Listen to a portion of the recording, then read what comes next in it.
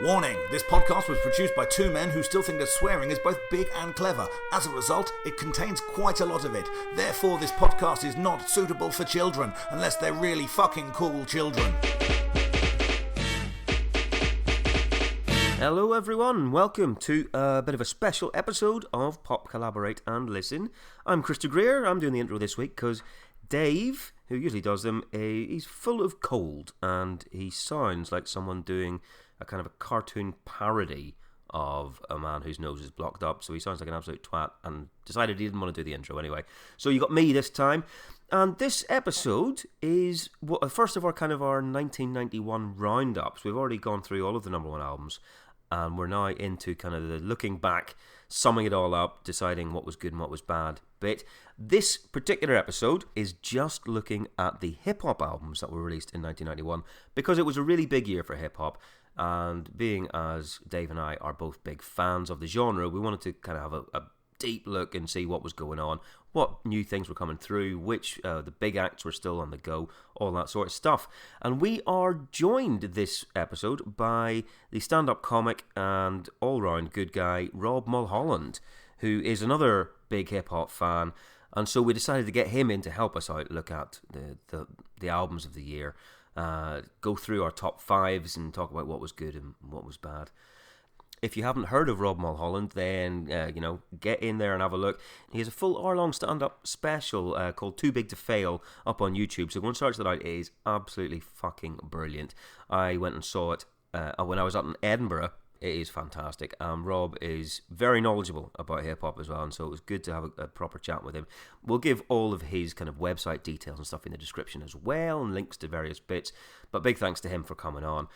But we should warn you, just because this is, an episode all about hip-hop, and it's three of us getting very excitable, there's more swearing than usual in this one. So, if you're not into that, if that's one of the things you don't like about our podcast, this might be one that isn't for you. Definitely not one to have on in the car with the kids in there as well. And, I suppose, it goes without saying, if you're not into hip-hop, you might not want to check this one out either, because it is really nothing else except hip-hop. It's, we do have a lot of fun, and there are some very funny bits in here, but it is all based around rap and hip-hop. So feel free to skip this one, and just you can listen to one of the ones from this year again, a classic PCL podcast, or go and check out Rob Mulholland's own podcast, Rob Mulholland Has an Opinion. The other thing that I want to point out is that because we were recording three microphones in our usual two microphone setup, we didn't really know what was going to happen, and it doesn't sound quite as good as it sometimes does. It is a little bit of an echo because some mics picked up the other bits and pieces. So, it is what it is. It's a free podcast. Get what you're given. I think that's pretty much it for the intro, though. We'll get into this. You can check out what our top 5 hip-hop albums of 1991 are, and we'll be back next week with kind of the next bit of our 1991 roundup, where we're looking at everything else that wasn't hip-hop released this year, our favourite albums, and what else was going on. So that's all to come. But enough of this. I hope you enjoy it. Let us know what you think, and see you later.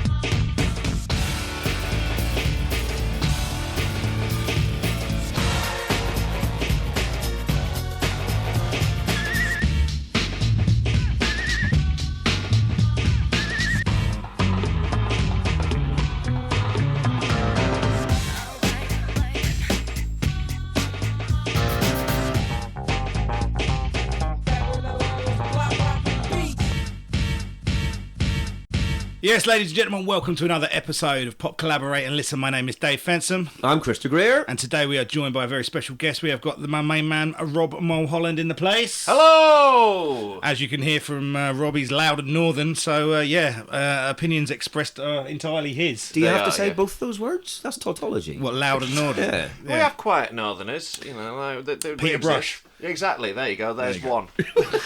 Shout out to Peter Brush, who is about all of them. definitely not listening to this podcast. No, definitely not. Like he is. I don't know how much of a hip hop head he is. Myra Hindley. Myra Hindley. We're going straight from Peter Brush into Myra Hindley. It's a quiet fucking one. fair play. If She's you're a quiet listening, one of the Peter, two, I'm pretty Harold sure. Shipman didn't make a lot of noise. Went about his business very quietly. stealthy. Some would say. Exactly. So The silent killer. Yeah. That's pneumonia. Well, that's the rattling killer. Anyway, Rob is a stand-up comedian extraordinaire. Check out his new live special on YouTube. We'll do some too big plugs to at the fail. I'll do it now. Fuck it. Watch my special. Right, so look, basically the reason we brought Rob in is today we are talking about the best hip-hop albums of 1991. We thought we'd better bring in a voice of someone from the youth culture, so we've brought in a man in his 30s. Yeah. Let's do a hip hop album review. 3 white guys from Britain.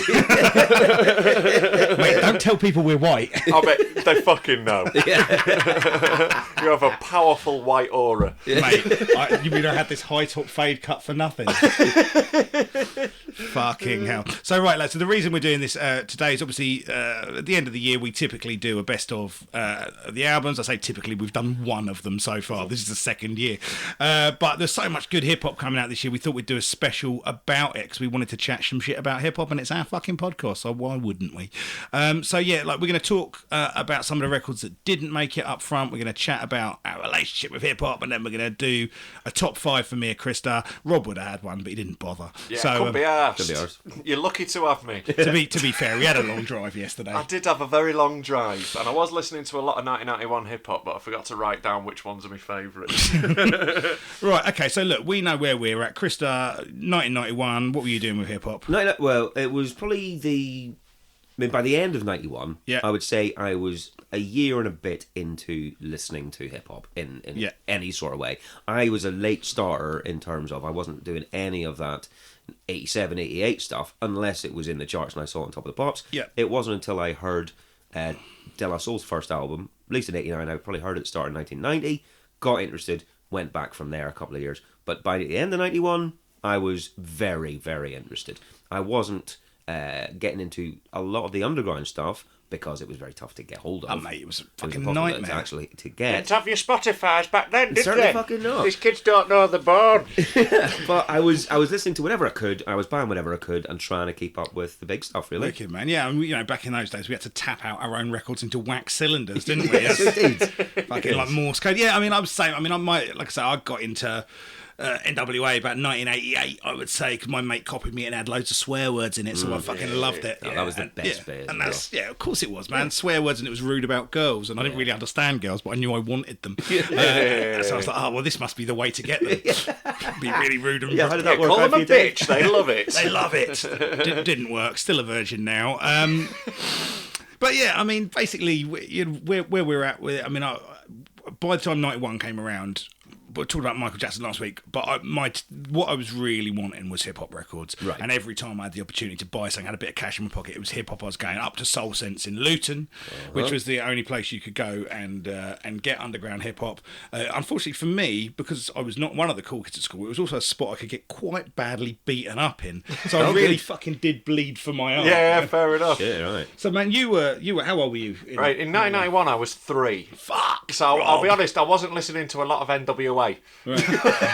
Mostly De La Soul. Mostly De La Soul. okay, Yeah, starting the more gentle stuff. Sure, yeah. So, obviously, that isn't particularly my era. Like, what got me into hip hop was Eminem and Dre. Forget About Dre was like my first single I bought. Nice. Like, all this. That's like, a fucking banger. yeah, exactly. So that was sort of like the era that got me into it. But then, it was like when I moved to uni, really. Like, I'd listened to a few hip hop tracks, but I moved to uni when I was 18 because I was a northern indie boy, basically. I was into like the Strokes and the Libertines. But I still am. Fuck off. But I moved to London. I moved in with a hip hop producer and a graffiti artist and an MC in my halls.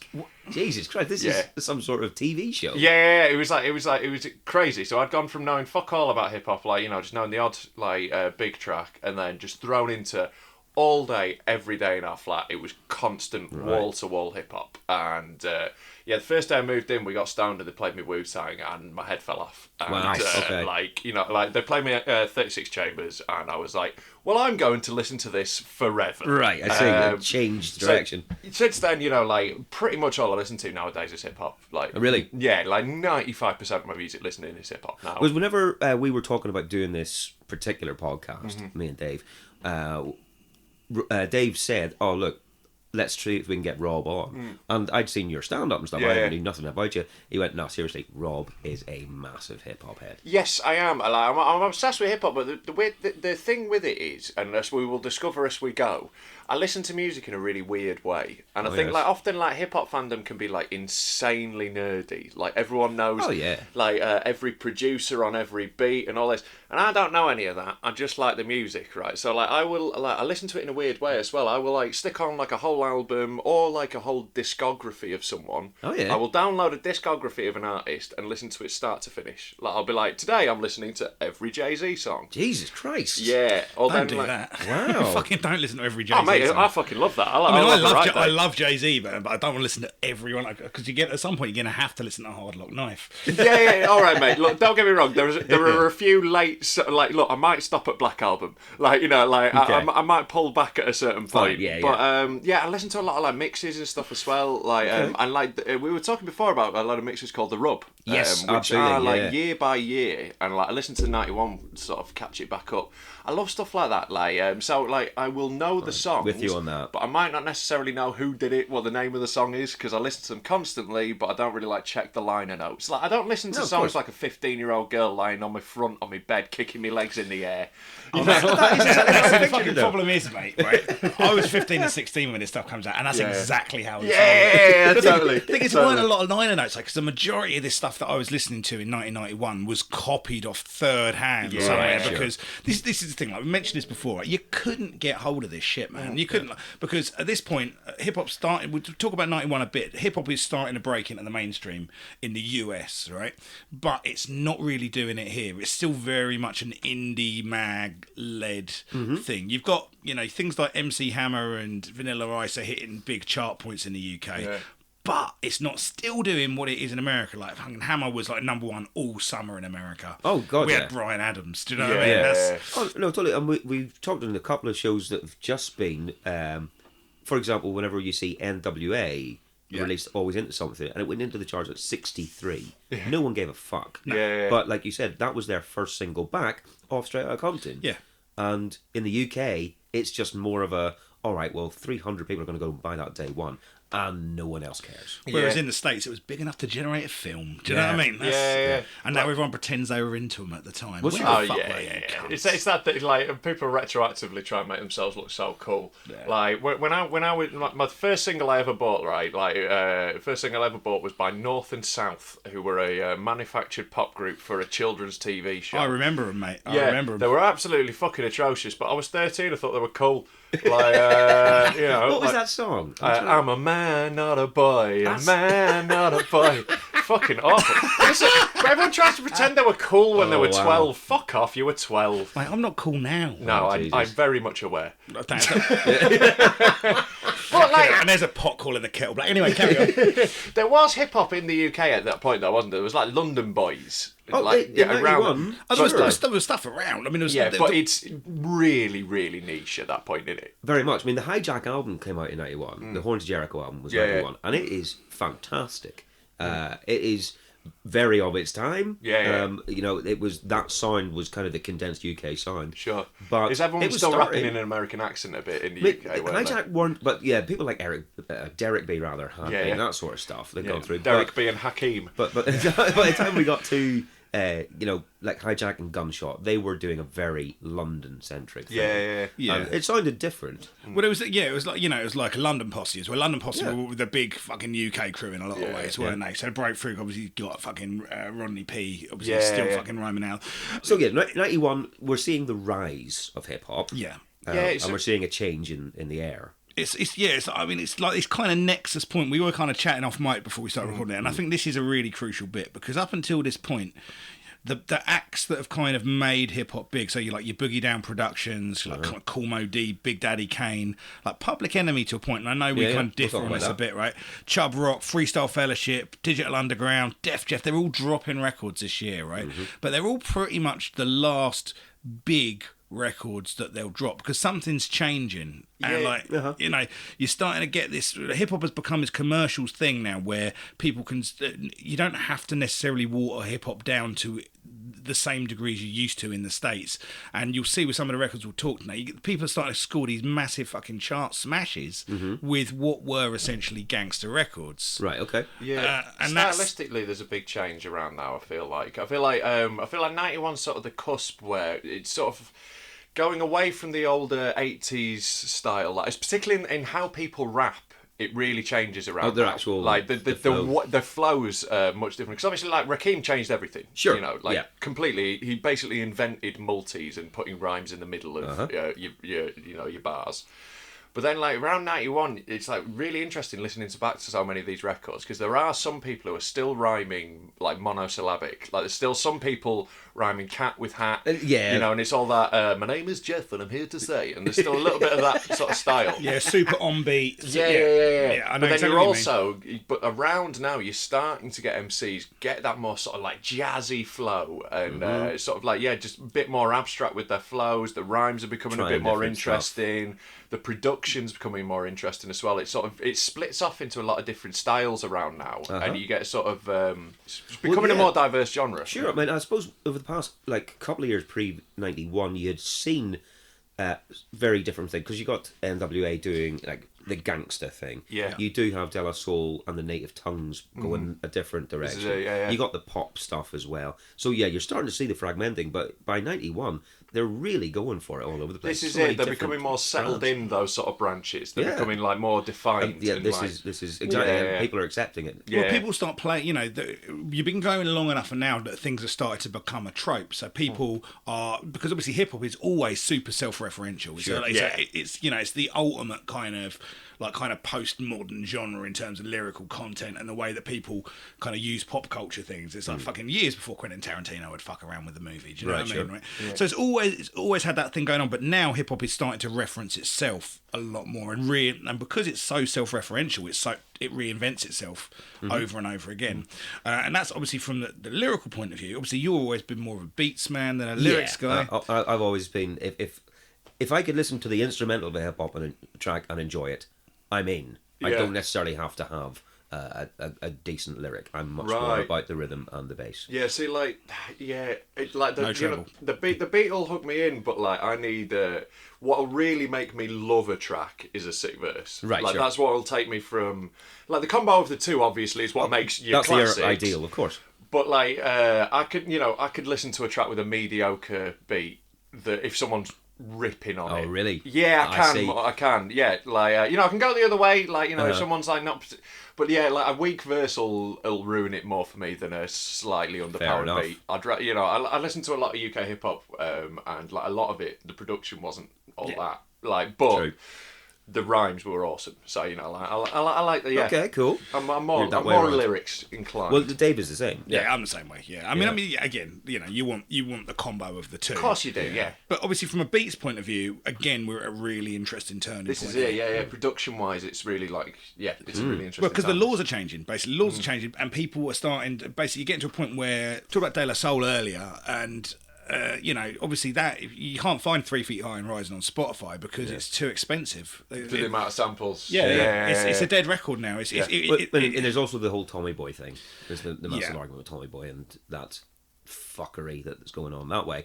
But yeah, it took so long for it to be even like talked about that they could get it on streaming because of the sample clearance. I mean, Paul's Boutique is on. Yeah, and it was one of the other ones at the time. But to be fair though, BC Boys have got deeper pockets than De La Soul. Yeah, oh for sure. And like a lot of the stuff we're talking about is still very big sample led, but that's starting to be the death of that as well. It's not. It's a long death. right? It's a long death, but the big kind of people are starting to look for different sources, looking sort of for chopping rarer samples sources. in different ways as well. Yes. Like rather than it being like your chorus will just be a big hook lifted out of another record. Sure. You know, it's sort of a lot of the samples get more disguised. Sort of like, you know, can't really immediately pick up where they're from. They're sort of buried in a lot more. Yeah, true. Like, I mean, I remember whenever I would hear years and years later stuff like, we'll talk about the Cypress Hill record that's out this year. Yeah. Some of the samples on that, and I then heard the original song. I was like, I had no fucking clue. Yeah. I love that with samples.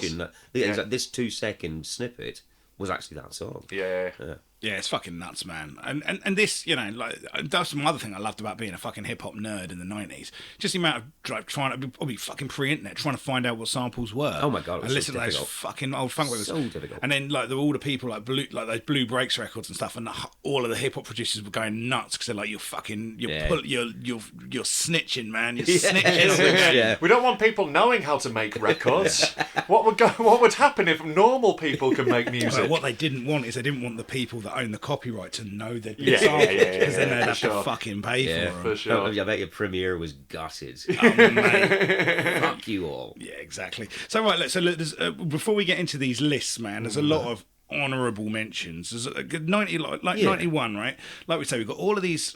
I'm not going to talk about. Oh wait, third are we place. calling this golden era? Are we calling the 91 golden era? I think it's think like it's the within. start of the golden era. Oh, no, I think it's smack in the middle of the golden era. Yeah. Ah, God, see, you old fucks. Yeah, true. You put the golden era way earlier than I me. started probably I'm 88. going like 91 is like the earliest I would go. Oh, really? Yeah, 91 to 96, I would say. Oh, okay. I'd stop at 95, and I'd go 87 to 95.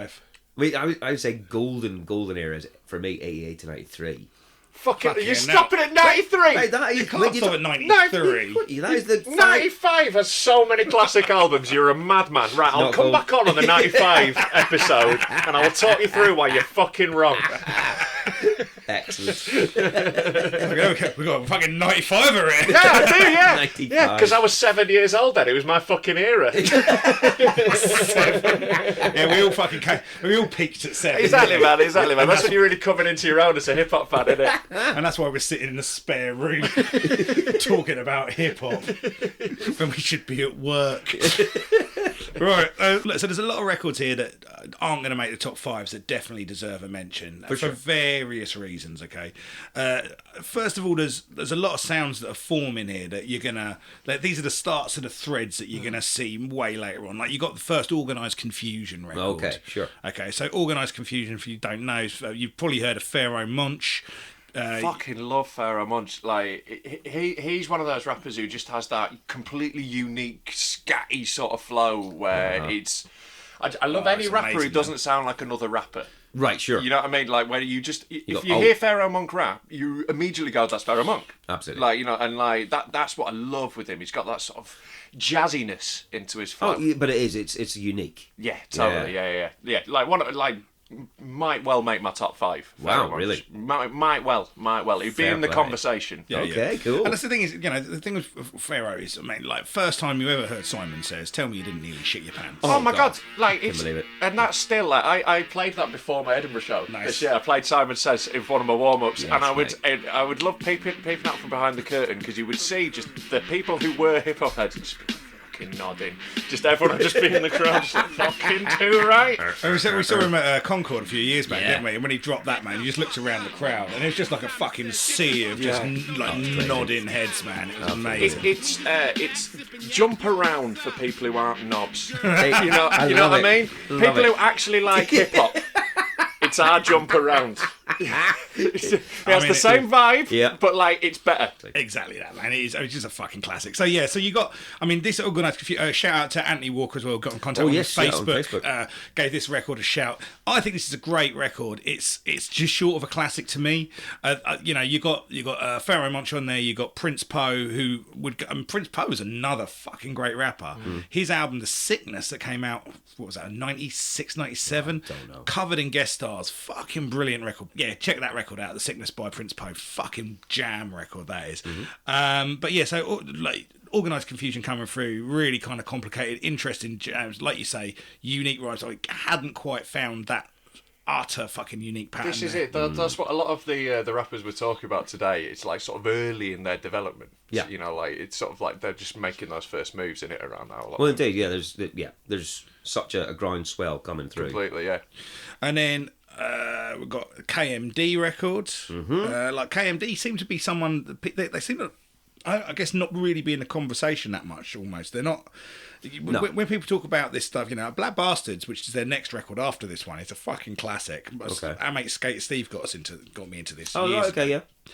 Absolute dynamo classic. But KMD, this first record, it's called Mr. Hood. Yeah.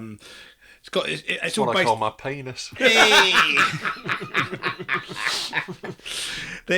Look, the thing is about this record, man, it's fucking. It's all based around this kind of sample from this old language instruction video where the character was called Mr. Hood, and it's just them reacting with these stupid samples from it. But it's full of fucking banging beats, right? And there's Zevlov X, right, who is the one of the two rappers in. KMD. Fucking hell, my brain is going absolutely. He's one of the two rappers. I mean, obviously some success in this. The flow in this is a little bit kind of procedural, but he would go on to reinvent himself, come back as a rapper some of you guys will have heard of as MF Doom.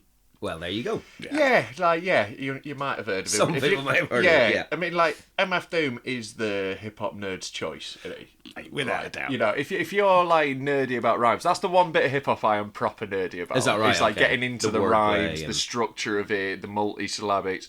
Like, there is no one better at multisyllabic rhymes than Doom. There just isn't. Like, it's just insane, the texture and depth he gets into. Obviously, he hasn't fully developed at this point. He's nowhere near the style he would have later on. Yeah. But yeah, like, Well, presumably at again, this point, top five. Is he? I don't know KMD well. Is he presumably like 20 or something at this point? Yeah, he's young. Yeah, I mean, it's him and his brother actually. Yeah. His brother was. I mean, they started off as a graph crew basically, and his brother got wiped out trying to cross a train track a few years later after the second record came out, which is why he kind of disappeared and took a break. Right. But yeah, I mean, there is in theory, I think, another KMD record due to come out that Doom's been working on. I think he's been doing something that's around those styles. Yeah. But in terms of like big kind of funky breakbeat hip hop. This is a great record. I listened to this yesterday when I was walking the dog, and it's fucking great. Yeah, great you did. record. You sent me a link to one of the tracks. Boogeyman. Yes, and on that is wicked. I'd not heard it before at all. You should check that out. But you said to me, check the whole record out, man. You said like this is going to be up your street. Yeah. And play a bit of that. I love a good funk sample. Me And too. like I said, Like, give me a fucking drum beat and that bass line. bit of funkiness, like totally. Bit of porno guitar in there as well. Like you say, not the most inventive of. The rhyme schemes the aren't rhymes, as complex, it's fine. but the beat slaps. Exactly. You know, and Exactly. like I do love early '90s hip hop for the funk. And like, I think that's a bit that's like often missing from modern hip hop. I love modern hip hop. I'm not one of these like, oh, it's not like it used to be. It's Sure. just changed. But like, I love the funk, and that is around this era. There's so much just like funky, and like, a lot of the beats are more organic. You know, it still sounds like a drum kit. Sure. You know? Well, that's because it is. Exactly, It's yeah, just yeah. not. It's just not anyone that's playing it in the Yeah, room. yeah, do you know what I yeah, mean? yeah. This is the thing. It's the playground as well. You know, it's like It's like you're first at the table, isn't it? At this point, because all of the fucking good stuff's there. You can carve off you can have your turkey leg and your God, chipolata. You can have your fill of fucking pigs in blankets at this point. Yeah. Right? If you're coming in 20 years later, do you know what I mean? All that's left is some couscous. Put a bit of bread sauce in there once. Exactly. You have to get. Yeah, that's why you invent veganism. You have to make your own food. Do you feel like I'm labouring this analogy too much? Oh, massively. Okay, so I mean, if we're talking about stuff that is gonna go on to be something else, you've also got the Genius, the Jizza, dropping his first record this year, and it's rubbish. Yeah, and it's only like what, like, because like 36 James is 92, is it? 93. Three. So you're not far off though. No, absolutely. Like, you imagine that they were, getting it together in '92. Yeah, you starting think there. so, yeah. But And the thing is, right, Genius isn't bad on this record. You can still see the seeds of what he's going to be, right? Sure. But until you put that whole package together, it's it's the fucking mystique of Wu-Tang, isn't it? Yeah, it's the sort of kung fu, like it's the sparseness of the beats and all that. Like it's exactly. It's RZA doing his thing. Who was the production on the Genius album? I'm not sure. It's probably no one we've ever heard of. Yeah, and like even if it is RZA, it's not RZA as we know him. Well, quite. It's it's to come. But yeah, like in terms of like an omen of someone who's going to do big things, like sure. And well, speaking of that, you've also got the first Tupac album. Yes, absolutely, mate, absolutely. Apocalypse Now came out in '91. That's a great album. See, I'm not a fan of Tupac. Not at all. Not at all. No Tupac. Now, I cannot name you a Tupac song I like. Well, you don't like California Love? No. See, I love California Love. I'm not Tupac, man. I think it works as a banger hip hop, and I play it. Right. But I think it's obvious and crass. Obvious and crass. As if that's a critique of hip hop. As if that's a bad thing in a rap album. I think I just don't like Tupac that much. Yeah. Like, look, don't get me wrong, I'm not like a huge Tupac fanboy. Like, Biggie is my favourite rapper ever. Right? Okay. So, I'm on that side. But, Tupac is clearly a very fucking good rapper. Like, he's like, there's loads of, like, Tupac Lips Now, I love that album. Like, I will play that regularly. Oh, yeah. Yeah, like, that gets plenty of listens from me. Oh, fair play. Like, he's another person, he's got a really intricate flow, and there's a lot of, like, really incredible, like, rhymes and schemes and stuff in so it. what's your feeling? So that's interesting, because as a Tupac fan, because I'm not a Tupac fan, right? So from Tupac Lips Now, how do you feel, like, compare that to the later stuff? How fully, like All Eyes on Me, for example, how fully formed do you think he came out of the I think Tupac Lips Now, like, I think it's already a great album. Like, It really is. Like, obviously, like, he develops in weird ways, Tupac. It's sort of... there's a lot more sort of emotional stuff on later albums, I think. There's a lot more, like... but, yeah, like, I think Tupac Lips Now, he comes out of the gate swinging. Like, I suppose he had a couple of years under his belt with Digital Underground. Mm-hmm. So he's not brand new to the game. Yeah. This is his first solo thing. Yeah. I guess this is, just him showing what There's some weapons on that album, man. There's some weapons on that album. All right. I'll take your word I'm going to stand up for Tupac, Good finally. No one else does. Exactly, yeah. I'll be the one person fighting Tupac's corner. Fair enough, man. Fair enough. I'm trying to. I think it came out on Interscope as well. I didn't realise it was on Interscope. And maybe it was a reissue on Interscope. I don't know.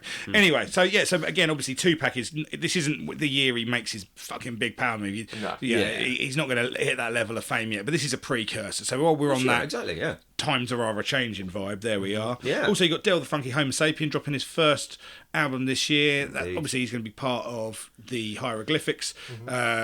Souls of Mischief. 93 to Infinity is going to come out in 2 years' time, man. Fucking check. So good. That's one of my favourite hip hop albums of all time. Yeah. Literally, you can't fuck with it. It's just solid. Ghetto Boys dropping We Can't Be Stopped. Obviously, it's not their first record. There were a couple in, but it's got their biggest track on it, which is My Mind Playing Tricks on Me, which you don't like. Nonsense, absolute crap. That's a fucking brilliant tune, man. Boring crap. At this point, I'm feeling like, do you even like hip hop? Yeah, Jesus Christ. Do you even like hip hop, man? You've got the records. I'm you know what? I just like a bit of Rod Stewart. Damn right. You should get here for our Elton John podcasts, mate. De La Soul as well. I mean, people are going to be angry, I think, that this isn't in either of our top five. Yes, well, it was hovering, with me. I must admit, because I remember buying the this is the second one we're talking. The second album, De La Soul is Dead. Yeah. I bought that day of release. Yeah. I have it right here. Still got. I can my see a copy. physical record. There it is. It exists, and I fucking love it. Evidence. I do love it, but it's one of these ones. I loved it so much at the time because it was the one I listened to straight away when it came out. Mm-hmm. If you go back, it's not as good as 3 for High and Rising. It's just not. Yeah, 3 for High and Rising is the one. It just is the one. It's just a perfect album. And so this is kind of, for me, yeah, a bit of an imitation of the template. Yeah, like that doesn't hit all those marks. If another group had released this album, oh my lord, of course. Yeah, but because it's following De La Soul's best album, it does. It suffers for it. Yeah, completely. And some of that's in my head. Some of it is in the production. But for me, that's why it didn't make my 5. Other albums meant more to me than this. It's when you damn this. Right, but it's like we talked about Beastie Boys earlier. It's it's ill communication after Check Your Head. It is, exactly. Ill communication, if it had come out first, it'd been a fucking brilliant record. And it is a brilliant record. It is a great record. Check Your Head is better. Yeah. We'll talk about Check Your Head in a few weeks, motherfuckers. But we do have, again, whenever we put this out on Facebook about, this is what the podcast we're doing, what are your thoughts on the best albums of 91? There were a couple of people came back and said, tell us what's dead. Yeah, Helen, Sylvia D. Helen, Phil Guthrie. People were like, yeah, that is... Yeah. It is. It's cream of the crop. But we are kind of spoiled in a lot of ways 4 albums this year. Yeah. So whittling it down, it was one of the ones. I sort of lean more gangster as well, personally. Like Gangster lean. Yeah, man. Like, but like in my taste, like I tend to go more like there are like a lot more of the like more upbeat sort of like more conscious rappers I like. I'm sure we'll cover some of them in a sec. Sure. But in more general terms, like I love Dead Prez. Uh-huh. But in general, I'm more like, I want to hear Big L's talking about waving automatic guns at nuns. That's more my taste. So like that's Gotcha. for me personally, that's a slight mark against De La Soul in my personal No, for taste. sure. For sure. No, exactly. It doesn't tick those boxes at Yeah. all. So yeah. But I will say 3 Feet High and Rising is one of the best albums ever. Incredible. So do you guys even own guns? Yeah, no, they don't. They don't. They're pussies. De La Soul, if I had to fight a rap group... Oh, that's a good call, yeah. Mate, I saw De La Soul earlier this year, man, and, I reckon they'd still fuck you up, man. Yeah, well, look, I'm not saying they wouldn't. I'm saying other rap groups would fuck me up worse. I know, but to be honest with you, what I reckon you'd get, like, with De La Soul, is a sustained beating. It would last longer. They wouldn't be able to put you out immediately, so you'd just be there, just taking a whipping. Oh no, I'm getting some in, yeah, but this is going south. Whereas I should just fight DMX, take one punch and be out. Yeah, exactly. Well, just take the chance that he'll be in prison. So make it. Organising a dogfight. Right. Yeah, so what else we got? I think this is an interesting one as well, right? But WC and the Mad Circle put out a record this year. You're talking about this. Now, WC and the Mad Circle, again... I don't know this, actually. WC and the Mad Circle, they're one of those fucking crews that people don't talk about as much, right? Now, they came out of the West Coast as Ice Cube had split with NWA, so and they were affiliated with it. So Sir Jinx did all the production on this record, who was part of the Lynch Mob, and basically, so WC is the main rapper. You got a guy called Coolio as well, who you may have heard of. I'm aware of his work, and so can we just talk about WC as a rap name? He's not from England, is he? Yeah, of all the things to fucking choose, a thing that means shitter on the Ordnance Survey map. Like, Jesus Christ, lads. I mean, like, I thought Jizza was bad enough. Yeah, you're quite. I mean, you can tell a man from Yorkshire when he brings up the fucking Ordnance Survey map, can't you? Man, just love looking at those contours of the Dales. I'm going to need this if I'm going to navigate the Pennines, right? I would never navigate the Pennines. You end up in fucking Lancashire. I mean, that's the British East Coast, West Coast. Right there is Yorkshire, Lancashire. I mean, without that, man, he's from Belfast. Yeah, all right. Who am I talking about sectarianism? So a man who fucking knows it in his heart. But yeah, so look, WC and the Mad Circle came out, and this record's interesting because it's kind of been a little bit lost to anyone that isn't a fucking nerd. But this is a big, funky record, right? And this is coming out a year before The Chronic comes out. And we're going to talk about the roots of The Chronic. Yes, we are. In a little bit later when we talk about another record, right? Yes. But this tune, these has got that big kind of gangster kind of funk sound. Does it have that sort of smooth West Coasty vibe to it? Is it starting to get a bit of that? Utterly, yeah. And I'll tell you what, let's stick one on. Yeah, that'd be cool. Let's have a go. Ain't a damn thing changed. Yeah. So I'll be honest. From the intro, I mean, yeah. You got that big kind of P-funky sound. Yeah. Sure. Yeah, now there's definite Parliament vibe going on. Yeah. And you can hear that. You can hear that kind of Ice Cube-y kind of death. Well, yeah. We'll talk about that record coming up, I'm sure.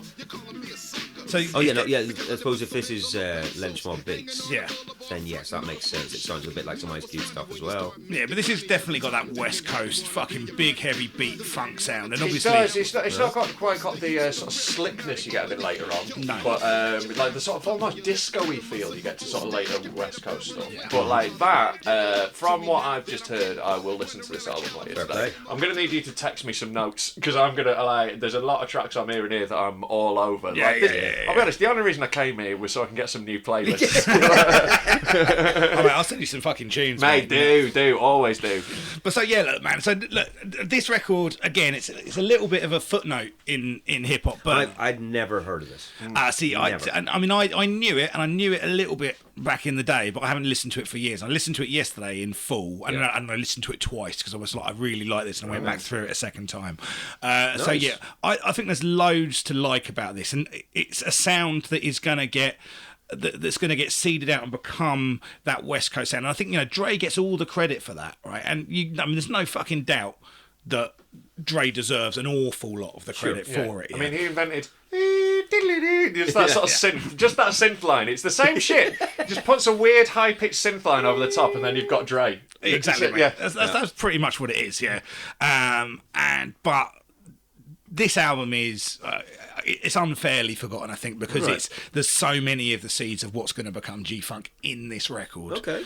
So that's why I think that one. That's my homework anyway. That's my first one. That's well, I'm putting this all into like a Spotify playlist as well. Beautiful. So I'll be all over that. Nicely done. Cool. So 91, where we're at, we've got people fading out. We've got seeds coming in. We've got hip hop is exploding and changing, right? And it's doing that thing where it's kind of seeding past the canopy and it's starting to get more light because more people are looking at it. When more people look at it, you get more opinions, things diversify. You've got the East Coast, West Coast thing becoming a much stronger proponent.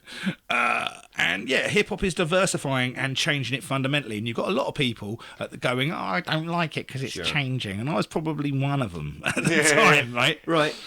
But it's amazing. Like, that's the thing. Like, hip hop has always been like that and always will be like that. There is always either people who are like, everything from before now is shit and should never be listened to, or people who are like, everything that's after 1990 is crap. There's good stuff in every era. No, you're absolutely right. I mean, and it took, like you talk about Biggie there. I hated Biggie when Biggie came out. Because you're a fucking idiot. No, I did. You're a moron. What a moron. Why am I talking to you about music opinions when you fucking hated Biggie when it came out? You're an idiot. Because it was the fucking, if you go back and listen to Jerry the Damager, it's like fucking here's Puff and he's got hip hop with a Versace suit on, right? And it was the era of Versace suits, and it was the funkiest flow of all time. The funkiest flow. I associated Biggie with, I put Jay-Z in that as well, and fucking Mace and all of the stuff that was coming out in Bad Boy, and I hated it because it was changing. I've gone back and I mean, there's still a load of, fucking, who fucking listens to Mace? Fucking blokes shit. But I'm not here to defend Mace. Good, because I've got some Mace. But there is some good stuff in there. I mean, started with fucking Craig. Anyway, we're getting into a different era. Right, and we've got limited time because you've got to drive to Norwich, right? Which is something I didn't expect to say today. But look, so we've got loads of stuff. We've set the scenes. Hip hop's fucking an interesting place at the minute. Yeah, right? it's a mad year. My fertile little teenage brain is all over trying to get hold of stuff. The more swearing, the better. Yes. So this top five, I don't know what criteria of you, because this top five that I've made is how I feel about these records now. It's not my top five hip hop records I was listening to in '91. That would be a different list, right? Okay. This is the stuff that has stuck with me over the years that I think stands up to me for different reasons, and these are for me the best five hip hop records. Sure. Well, mine's probably similar because each of these albums, I would say that I've chosen for my five, still spark something in me now, and I still see something that is exciting now. But the other thing is, some of them are definitely things that I was so excited about at the time that hasn't left me yet. Totally. Yeah. There's definitely a nostalgia for some of these because I was so fucking into it in 1991. Yeah. There may be better albums from the period, but there's something in there for me. There's no such thing as an objective ranking. Yeah, it's art. But I would say that with each of mine, there is definitely something that is still worthwhile in all of these. Sure, like in terms of like when you're doing rankings like this, you got to sort of get that mix of something that like popped at the time and really grabbed you then, but then obviously it has to last in order to be worth it, and it might not even be what you would listen to loads now, but if it's influenced stuff after it. Then, for sure. And this is it, man. It's like, some of these records I fucking hammered at the time and haven't listened to in a lot of... I've listened to all of them for the sake of doing this podcast, obviously. But, and every single one of these that I listened to was like, oh no, this is great. I didn't feel like I was. I was like, I don't need to skip anything in this. Pretty much. So I was back then. I was hammering wheels on the bus. Good. Wicked, man. Shit. Banger. The explicit version. Yeah, man. The wheels on the fucking bus. The boys on the bus go bum bum bum. You know someone's done that. Yeah, definitely. Oh god, that's just made me cringe inside out. Let's make that record. Christ. Because that was KRD. KRD, yeah. Mr. Rod Dave. I see what you did there. Thank you very much. Like my rap name is actually the Poo Palace. The Poop Alice. It's like Wolf Alice. Yeah, Poop Alice, yeah.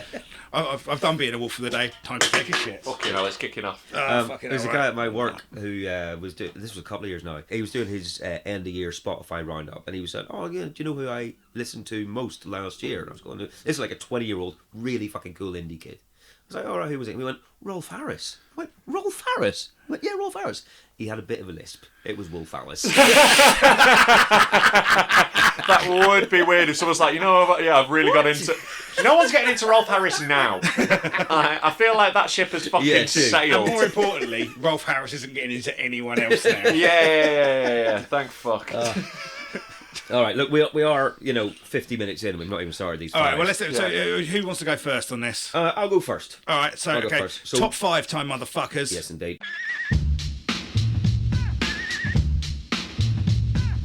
My number 5 is the second NWA album, F for Zaggin. F for Zaggin. Yeah, right, okay. I'll call it F for Zaggin because that's what it's. That's what it's called. It's done. And I bought this on day of release, and I was lucky enough. I think I've told this story before. I was big into some hip hop stuff, and I knew this was coming out. Yeah. I also didn't know rather, that it was going to be banned immediately in the UK, and you couldn't get this. I phoned up the record shop that I got all my stuff from on the Monday, and went, oh look, I was hoping to come down. I got in from school. I'm hoping to come down and pick up that new NWA album. Have you got it in? And the bloke went, what, the one that's just been banned? I went, oh, shit. Oh, well, I didn't know that. Have you got one? And he went, I've got one copy. Yeah. And he kept it for me. So I cycled down to Heroes and Villains in Belfast, bought it, and I was the only person I knew had it. Yeah. Played it over and over and over, copied it for everyone in school. And getting banned only makes it cooler, doesn't it? Oh, it was the best that thing. That makes it so much cooler. That gave me a fucking erection. Yeah. I've got the Naughty album. Yeah. Mate, I sent my auntie Irene into town to get it for me. Amazing. Absolutely amazing. And reading that off a bit of paper, like, excuse me, do you have... Can you imagine? I'd reserved it. Do you reckon she stuck the landing on it as well? Do you reckon she went for it, or do you reckon she pulled back and said ninjas? I can't remember. I think I just asked her for the new NWA album. Right. I don't even know if I knew what it was called at that time. I just knew it was coming out. Do you know what I mean? But yeah, it got pulled under what's the obscenity laws, didn't it? Yeah, it was. Yeah, got done on obscenity laws on the first day because there's some really unpleasant shit on that album. There is, and this is there is some indefensible shit on this album. Yeah. I happily admit that there is some stuff, and I have it on vinyl, and the second side is much worse, right? Yeah. The first side, you've got, the big singles. It's more kind of gangster orientated. Sure. The second side... They tend to top load albums, NWA, don't they? They come out the gates with, like, singles. Bam, bam, bam. Yeah. But yeah, the second side is things like, I think, To Kill a Hooker and One Less Bitch and all that. And Find them, fuck 'em and flee. Find them and fuck 'em and flee. Yeah. And she swallowed it. Which ones are the bad ones? But it's kind of weird. It's split like that. It was a different time. Well, quite. There was not the thing, the gender politics is not right. If you that's not really a good reason to listen to hip hop if you're into gender politics. Really, not for anyone. We've talked about this before. Like if you never really think these records that we've heard for years. It's not until someone else is in your car and you start hearing it through somebody else's ears, you're like, mate, you must think I'm a monster. Yeah. I was giving a gay comedian a lift, and I was listening to Lifestyles of the Poor and Dangerous by Big L. Big L is one of my favourite rappers of all time. Right. And I did not realise how often he drops an F-bomb. Is that right? The anti-gay F word. A lot. a lot, Oh, and like see. it was after like 3 in a minute that I was like, I'll skip this. Yeah. No, it's like when a sex scene comes on telly and you're watching it with your mum. Oh yeah, totally. Right. But way worse. This is gonna go round. Yeah. Everyone's gonna think I'm a hate criminal. The other And, thing you know, about this I album- like to surprise them with that. Next year's show title. Yeah, the other thing that I only found out yesterday about this album, Right. right? Because I bought this vinyl day release. Yeah. I taped it for myself so I could listen to it on my Walkman. That's Sure. all I'd listened to. Turns out 3 songs missing off this album. Yeah. Oh fuck! What's missing on that then? So, So what was there like a deluxe edition well, release? the CD, I guess they just CD for space yeah, reasons. it was a pretty common thing at the time. You know, like So I there's think 15 tracks on this, 18 on the CD. Yeah, you just won't be able to fit any more than that on it. yeah. Well, yeah, and, but- they were also trying to sell CDs at the time. Don't Well, forget yeah, that true. because CDs were so much Yeah. cheaper to produce. But I mean, one of the tracks, I do have it. Real Niggas is what on there, and it's on 100 Miles and Running, which I've got. Yeah. But it's not on the album. Yeah. And it's a fucking great tune. And I was never 100% on that tune. I didn't. Oh, I think it's terrific. But why would you take that off and leave She Swallowed It? Because it was already Or released. I'd Rather Fuck You? I mean, She Swallowed It was on On 100 Miles and Running. 100 Miles Running as well. Yeah. Or was it? No, actually, is that It's a on one part of the 2? EPs. Oh, maybe it is. But I just don't understand. I thought that was a strange way to go.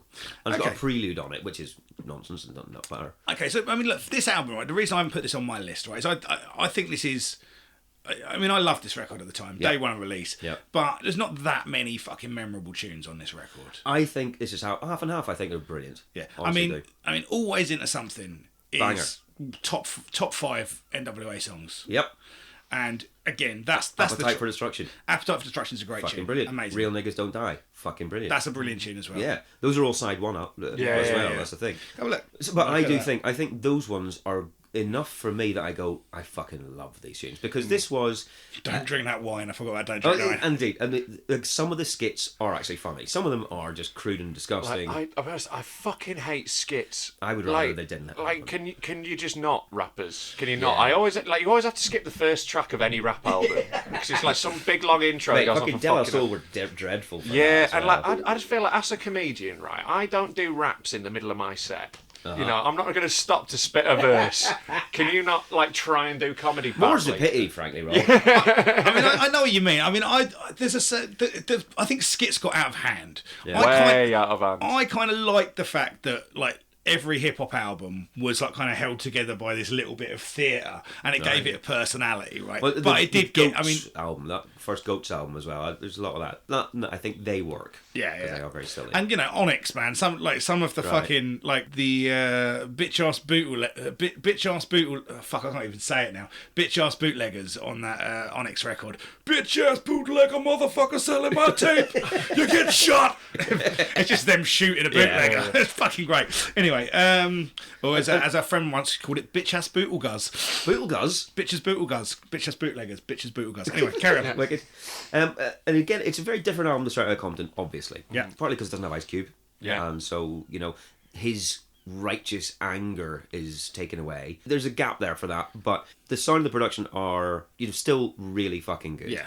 And as Dave will always say, this album shows where Dre is going.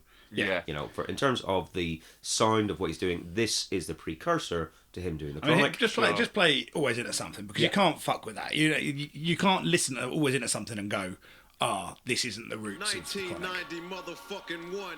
NWA back in this motherfucker, yo. Taking Yeah, here it comes, that synth line. Yeah, we're starting off with just the normal. This is just a hip hop bit. is, And then, So what you gonna do, Dre? oh no, Oh no, it's not yet. Where is it? Yeah, but it's coming. already just there's that laid back funkiness that's like a Dre signature. Definitely. Right. So I'ma hit you like this. There you go. This is Yeah.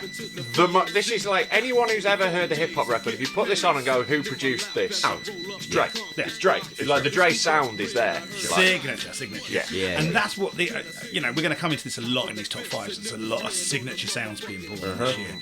So yeah, I love this record. I do love it. Yeah. I just didn't love it as much as some of the To other. be honest, I records. don't think I've listened to it that much. I've listened to this maybe a couple of times. Like Right. I've like listened to Straight Outta Compton a lot more times. Oh, for sure. And on And this that's one, the I would correct say, answer.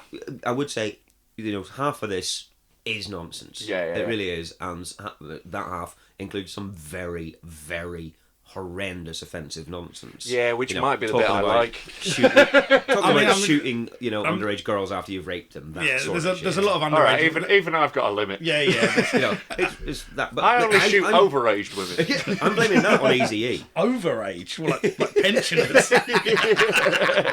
Just like really, really old. Yeah. The old deer hunter. I'm the hip hop Harold Shipman. Right, fuck it. Okay, right. I see why you're gone with it. No, I love it.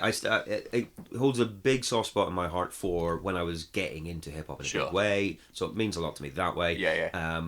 I had to go back to Straight Outta Compton. I wasn't listening to that at the time at all. Yeah. And so for me, getting this is the one when with the it emotional came out, connection. Precisely, it really does. And even I looked at a load of the samples on it. And it's the classic samples that you'd expect from hip hop at that time. It's all the big James Brown, Maceo, Meters, all those ones.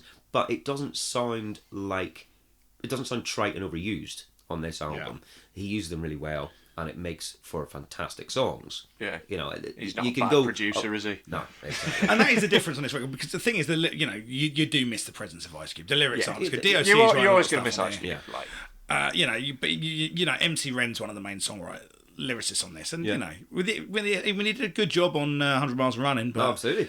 Eazy-E's kind of cartoony persona gets way too overused. He gets too much time on this. I mean, he's fucking too many bitches on this record, both figuratively and as time would show. Yeah. It wasn't a blood transfusion that did it, is all I'm saying. It was a very much a different fluid. Yeah. But okay, so that's my number 5 anyway. Ill flow.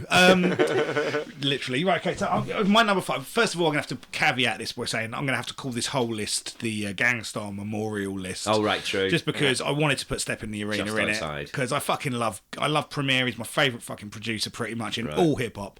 About as fucking good as it gets. But if it had been any one of the other Gangstar records, it would have done it. For sure. Step in the Arena.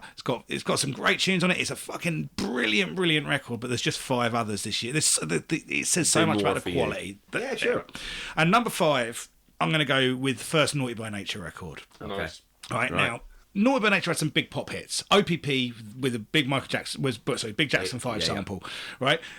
The fact of the matter is that these days, Naughty by Nature are on 90s retro package tours, touring around with fucking Tiffany and things like that, right? Really? Yeah, and I think that's bleak. It's bleak, man. Because they did that thing, they hit that mainstream, they hit that big mainstream money, but I think they spent all of it. Right. Oh, yeah, God. it's so sad. Like that is one of the things that's sad about being a hip hop fan is like seeing what happens to old rappers. Like hip hop doesn't really look after legacy acts in the same way that rock does. No, like you don't get to like headline festivals forever. Rap's always about the new. Hip hop's always about what's coming next. And hold that thought actually, because there was a record I'll talk about in this one. I think that's a really good example of it as well. But yeah, you're absolutely right. Hip hop is always, but it cannibalizes its old a little bit. And maybe that's starting to change a little bit now, but not in any way that's good for anyone that's died. So look, at the heart of Naughty by Nature, I mean, the production on this record, again, it's pretty Motown based. It's not like it's got any great level of innovation, but they're all good, solid beats. But what makes this record is Tretch. Right. That's for me as an MC fan. Tretch is one of the great people that should always be in the conversation, and generally isn't these days. Right? No, it's definitely overlooked. And what I was really glad is when we watched that. What was that? A Jimmy Iovine documentary called the Defiant Ones. That's the one. Yeah. Right. What I was really glad when Eminem came on, he pretty much name checked my favourite verse on this record, which is the first verse from Yoke the Joker, which is the opening track. And it's just it's like Tretch is. Just listen to it, man. He's just out of control on this record, man. My name is Tretch, and I'm a triple star MC, man. That's a fucking line and a half as well. Although it makes it sound like he works at McDonald's. It does.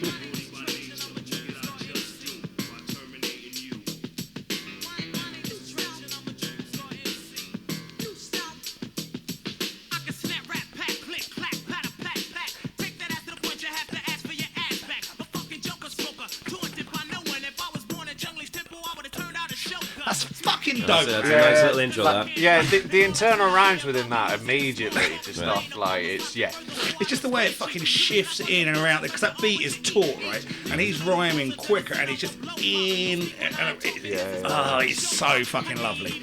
And this album is full of fucking moments like that. Right. So, you know, obviously OPP is a big track everyone knows. Of course. And I still like OPP. I've got love for OPP. Oh, it's good fun. You can't hate on it. No, it's good fun. I'll tell you, I don't like hip hop or A. I understand that. I mean, I never really loved hip hop array Yeah. at the time as well, but that was more of a kind of a breakthrough moment. Yeah, whatever it was, I took against that anyway. But OPP's great fun. Yeah. Yeah, it totally is. But yeah, you got tracks in there. You got Guard Your Grill, you got Strike a Nerve, Pin the Tail of the Donkey, which has got this big funky drummer sample in it. Right.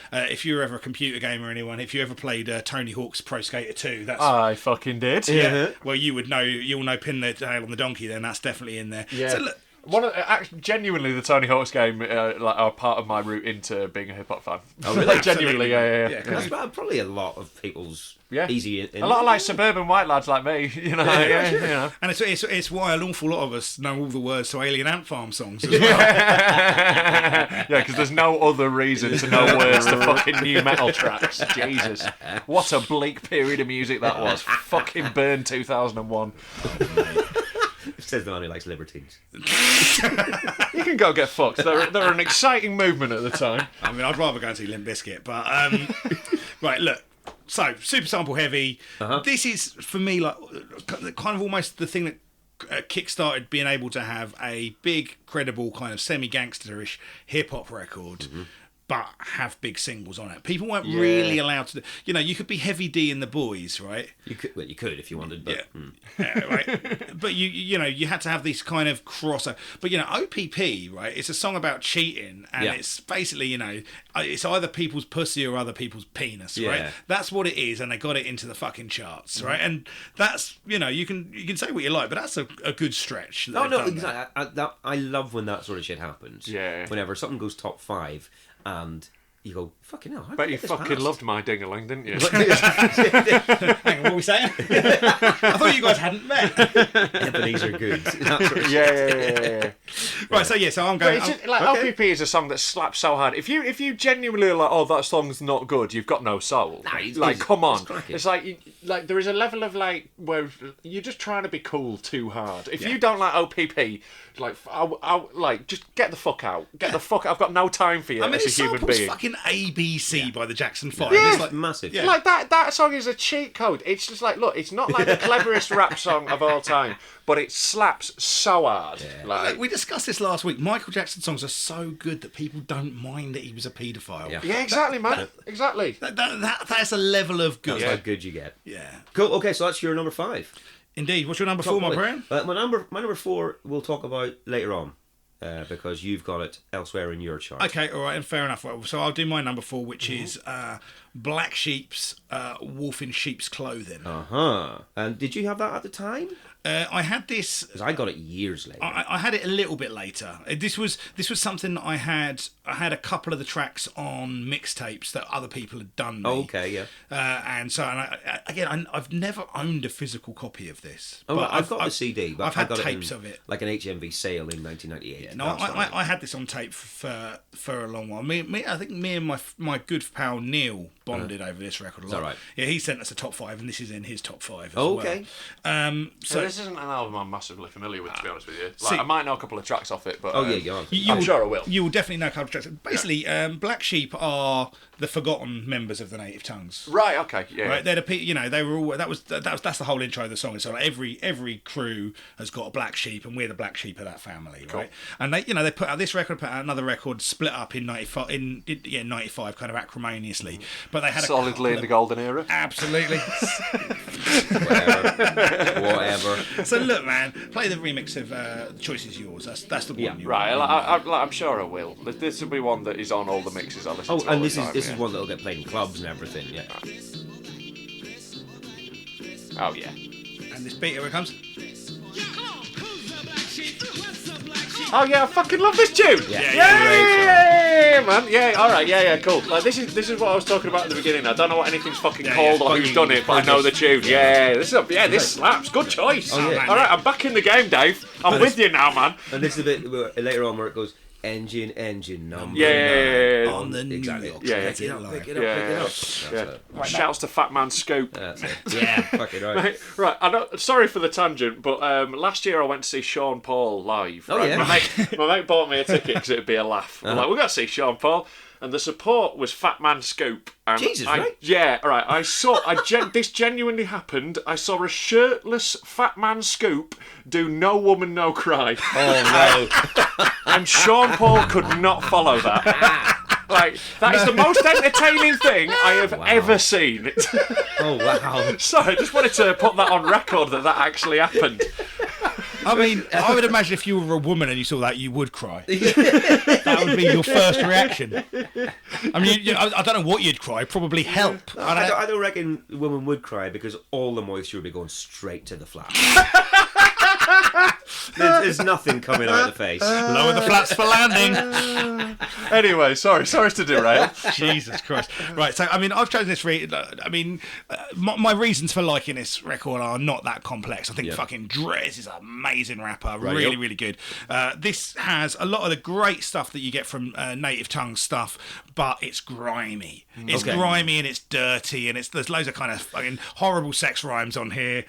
Whenever I first heard this album, because I knew Choice is Yours and I think there was one other I knew of because they released a single. I bought the album, it was cheap. Fuck it, why not? Yeah. I was amazed at how filthy this album is. Yeah, it's all There's about a fucking. lot of filth. I mean, I'm gonna put my favourite line. You know that I love a posse cut, right? Of course. Right, posse cut is my favourite thing of the golden era. If when you get a fucking bunch of MCs in a fucking room and they start trading off each other, right? I think that's one of my favourite posse cuts of all time is on this. It's called Past the 40. Okay, yep. Right, and just listen to the fucking first verse on this, right? Because there are some incredible lines in this, man. All right. I'm the sugar dick daddy. Fuck what you think. Pass the 40 right by me, cause you know I don't drink. I remain sober when I drop a hit, but I put gum in my ass cause I like to pop shit. When it comes to pulling guns, I might do it. But put your guard up black and I'ma run right through it. Don't sleep on the signs thinking I'm easy to beat, cause I'll be up in that ass like a bike seat. And when it comes to moaning, I'm Mr. Emergency. Hoes come by the crib for a free hysterectomy. I got a dick that I brag about. I put it in fast and I drag it out. That's so fucking good, man. That's so fucking good, man. Anyway, so literally, it's an album full of fucking great little fucking lyrical moments. The album's about it's basically it's a Native Tongues record that isn't quite as, I guess, worthy some of the times. It's not quite as conscious, and I've got, as we will see, that's not something I necessarily have a big problem with, but it's just a fucking great record. It's just a lot of fun when it's dirty and it's Oh, more yeah. fun. God, yeah. and that's what this album is from start to finish. It's fun. Yeah. Yeah. I've No, got a good lot of stuff. time for that in hip hop. Like, it can get a bit pale-faced sometimes. I like it when it's a laugh. Oh, well, we need to send you a copy of... Have you ever heard the...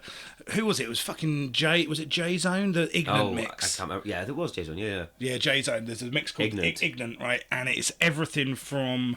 It's a mix of the most disgusting sex rhymes. Nice. My favourite track on it's called Dookie Shoot. That just goes, Dookie Shoot, gonna stick my dick in your Dookie Shoot. That's awesome. I think my favourite sex lyrics of all time are Biggie. Used to lick the clits a lot, but licking clits had to stop, because you all don't know how to act when the tongue go down below. Let the funk flow. Really though, I got the cleanest, meanest penis. You never seen this, stroke of genius. So good. Yeah. It's fucking great, man. Don't Fucking want good. to think about Biggie's cock, though. Wow. Jesus. We all know, was it a Biggie? Anyway. It's notorious. Okay, Krista, that's my number 4. What's your number 3? I have gone for Ice Cube's Death Certificate, my number 3. Okay. Yeah. Nice. Again, I loved this at the time. I had this. My mate taped it for me. And I think it's one of those ones, because it was taped for me, I only had 45 minutes of it. And I didn't have whatever was on the last bit aside too. But this is full of brilliant rhymes. For me. Yeah. It's got the anger that he brought to NWA. It's got the real kind of the passion, the fury.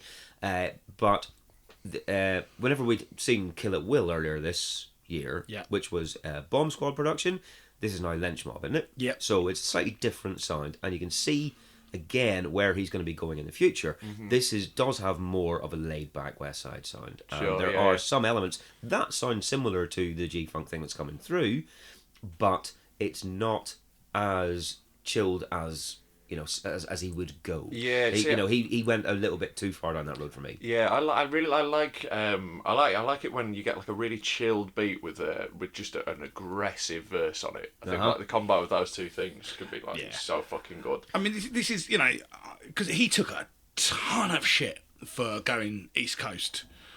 With America's Most Wanted, he took and that was I think you'll hear a load of the stuff on that NWA album with them just dissing him for going to the East Coast.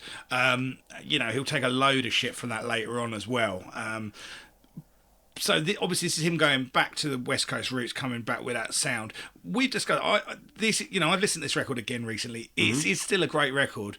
Again, this hits my can't really listen to songs about paedophilia kind of bands, right? And that's kind of my problem with it, right? It's like, I've got a couple of hard and fast rules, right? And like, it's why I can't listen to Brand Nubian anymore because of that.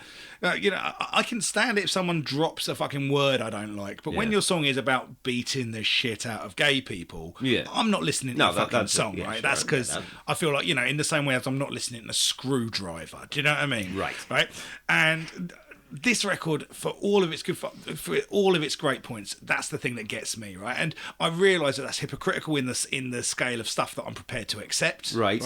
But that's just where I am with it. I'm just like, I can't listen to that because he's going to talk about fucking a 14-year-old girl again, right? Okay, and I find that difficult. But it is like putting that aside, this has a great record. It is, and it's also interesting to note that would be the rule rather than as well the potential racism about Korea.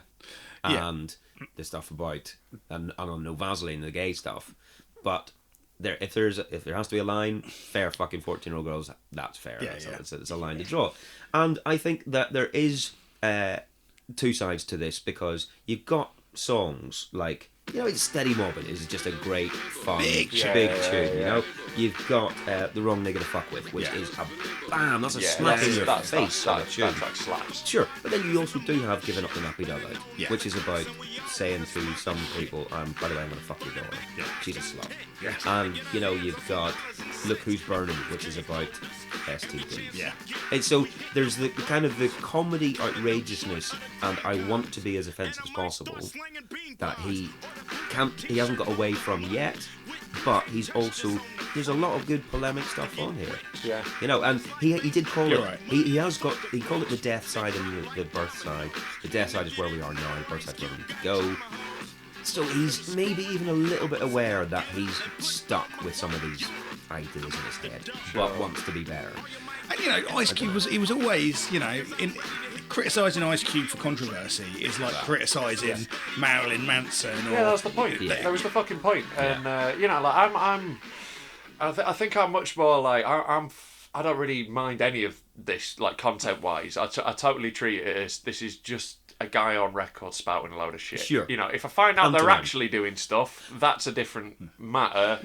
But like lyrical content, I like I say, like if it's got a good tune. And that's the thing. So I'll overlook a lot in the content, and I will as well. Right? And it's just the fucking thing got in my head on this record, and when it gets in your head, you're like, and you get to thinking, you're like, I fucking know that. And it just kind of gets in you, To be honest, I'd rather Ice Cube made tracks about shagging 13-year-olds than, like family-friendly Christmas films. Oh, God. Well, yeah. No, please, like, that feels like more of a betrayal to me. Like... that Patton Oswalt bit about PG certificate pornography. Yeah. That's fucking brilliant, that is. And werewolves and lollipops. Anyway, right, so that's where I am. Okay, fair enough. I understand. Well, I think, you can't, I think you would find it hard to argue that wasn't one of the albums of the year. Exactly. Yeah. I think it's brilliant. And you know what, man? Yeah. The truth of the matter is, those reservations I've got probably wouldn't stop me putting it in my list, right? Sure. If it weren't for the fact that I like all of the albums I've got on my list. No, that's fine. There's other choices, exactly. But I'd if I had got round to doing a top 5, this is it. It'll be there. Yeah. No, it's top notch, and I think this is before. For me, at least, this is before Ice Cube went to shit. Yeah, definitely. Yeah. I think that The Predator, his next album, was iffy. I think the Predator's a better record than Death Do you? I Certificate. don't think that at all. I think the No, Predator's a better. I'm with Christer on this one. I think Predators. So I think that for me was the start of me going, oh, Ice Cube's gone off. Fair enough. This is still, for me, Ice Cube at his peak. Predator's got fucking wicked on it. It's got Oh, yeah. big black boots. Like, it's got tracks. It's got tracks. I think that's a whole album though. I prefer this. I mean, you're both entitled to your fucking entirely wrong opinion. Predator is the best Ice Cube album in my opinion. Okay, well there you go. That's my number 3. You know Ice what? Cube. I'm going to listen to Predator later. I'll give it another run out. And I'll come back and tell you why you're wrong. Great record. Fair enough. And I tell you what, also is really good. Like Predator is the only one that produced an entire remix album of just basically the same fucking tracks again. Is that a good thing? No, there's some really good versions of some of the tracks on there. Fair enough. Anyway, so right, look, my number 3, and I'm like, fuck it, no, I'm not going to caveat it with anything, right? Don't apologise, man. I'm fucking not stand your apologising. ground. Say your Fucking shit. man. My number 3 is Ice-T's OG, Original Gangster. Right? Sure, okay. Now, of everything on this list, this is the album that's dated the worst, Right. to some degree, right? Because Ice-T practically invented gangster shit, right? Practically did. If you go back to Rhyme Pays, you go back. He's definitely one of the people in the conversation. Yeah, The for first sure. few. Yeah. You know, he did that thing of taking, kind of taking the kind of the iceberg slim kind of pimping model, that kind of original kind of beat poetry and stuff, and like those old pimp stories, and he turned it into something hip hop based, right? Sure. And you know what, right?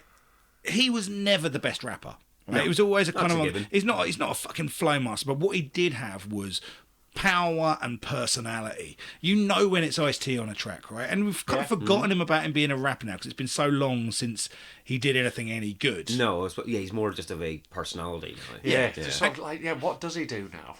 I mean, he's a He something just to do is with- IT. something IT. IT, yeah, it's IT. Call it through to the IT department. I'm Yeah. having problems with my emails. What the fuck do you want me to do about it, bitch? But like, again, we're talking about provocateurs. Ice-T was an arch provocateur at this God, point, yeah. right? But what I love about it is this album, it's kind of got dirty, grungy beats all the way through. A lot of odd samples, weird choices, but it's still got that kind of old school drum machine mechanic. It's got that kind of 808 that runs through it, rather than, so it kind of feels like an older record than It does. some of these. It feels a bit 80s. This Yeah, record, I you know what agree I with mean? It does. Like this is one of the ones where we were talking about earlier how some things are sort of finishing, some things are starting in '91. This feels like sort of the end of a lot of that sort of style. Yeah, I think you're right, but he's also very much at the top of his game on this record. I think this is the best Ice-T record. Oh, really? And he's touching on all kinds of different shit, man. I mean, again, there's some really good Wordplay in this. Like, Microphone Contract, which is like Brainstorm, Microphone Napalm. This is it. The words from a time bomb. Right, that's fucking cool, man. I like that. That's fucking jazzy. And might have a Mad that has just got this fucking really cool smooth beat in it. New Jack Hustler, obviously, is the Classic. Yeah. I mean, for me, that was the one that I knew because I just heard it on, I don't know, in TV. I was like, maybe that was when he played on The Word or something like that. I don't know. Yeah. But that is a banger on yeah, the tune. that's that. was always one of my least favourite tracks on that album. Right, okay. Bizarrely, right? The House, which is a song about fucking child abuse happening in the street, just like people ignoring Should have it. called it The Street then. Like, maybe it could have done. No, it was happening in a house. Oh, I see. Right. In fair his enough. street. Oh, I'm with you now. Not just on the street. Come on, man. Keep up with your fucking parlance, man. Are you not aware of the nomenclature? Apparently not. Like Flyby, which is the big Syndicate jam on there, and then you got Midnight, which got a massive kind of When the Levee Breaks sample in it. Obviously, When the Levee Breaks, one of the best fucking samples Oh, it ever used works in every hip-hop. time. Right, but then you got the first body count song on this record. It introduced the word to body count, which is heavy metal band. Yes. And this was a fucking clever thing he did, because going back to what you said earlier, right? Hip hop doesn't look after its elders. Sure, yeah. Heavy metal does. And I tell you what, man, now he can take out fucking body count and play on any metal festival in the world, pretty much. Yeah. We saw him do it last year. Yeah, indeed. And it was fun. That was great fun. Yeah. Yeah. I mean, it's a shit band. Yeah. Yes, it's better than it used to be because, some of the bad ones went away or died. Yeah. I mean, they were espousing some very, very terrible opinions on stage. They really were. What were they standing up for? They were going, oh, men of the world, you're just not men anymore. You're all pussies. You've all got vaginas. I'm liking this chat. You need to get back and start being men again. Yeah, you know. It's like, that's the issue with modern society. all right. That's the issue. Men aren't manly enough. That's what we do. I'll be honest with you. Like, Ice-T is not a rapper I've ever got into. Like, you know, I've listened to odd bits and bats. Obviously, like, you know, he's been about well aware of his rap and everything, and much respect to him, all that sort of thing. But yeah, I'm into technical rhymers. Yeah, is the thing. I like technical flow, and this is it. You know, like, and there are tracks that slap, but it's mainly on the beat that, you know, combined with him. Yeah, and like, you know, he's good at, he tells stories well. He's a good storyteller in a lot of his tracks, but I don't connect with this flow. Okay, well, I'm gonna ask you a question. I'll ask you both. Well, how do you feel about a Your Mama joke? Love a Your Mama joke. The best, okay, press play on the track Fried Chicken, because I think this is one of the best examples of a mum joke that I've ever heard. Fair enough. Your nigga, your mama got 2 feet growing out of titties. Bitch fell down and kept running. All right, I'll give you that. That's fucking excellent. That makes no sense. No, I love an abstract one though. I love an abstract. Good lord.